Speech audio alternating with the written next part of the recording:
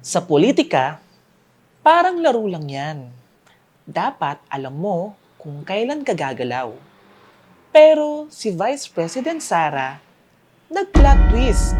Ako si Sara Duterte, tatakbo bilang Pangulo ng Pilipinas.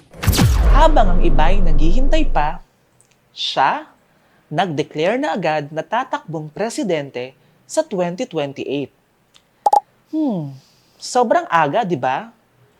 Pero may malalim na dahilan kung bakit niya to ginagawa. Isipin niyo ito. May mga plano sa Kongreso na i-impeach siya o tanggalin sa pwesto.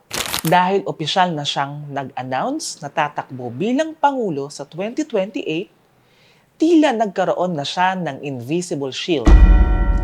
Anumang investigasyon o legal na hakbang laban sa kanya ay maaari na niyang sabihin bilang political harassment. Binago niya ang usapan mula sa legal na pananagutan tungo sa pamumulitika.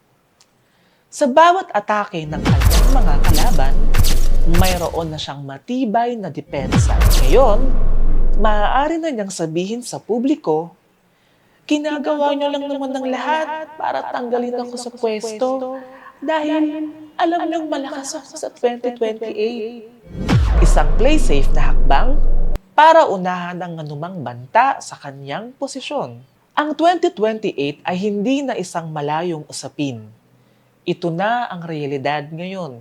Isang matalinong paghahanda ba ito para sa bansa? O isang paraan lang para protektahan ang sarili sa gitna ng mga issue? Ang sigurado, ang laban para sa susunod na pinuno ng Pilipinas ay ganap nang nagsimula.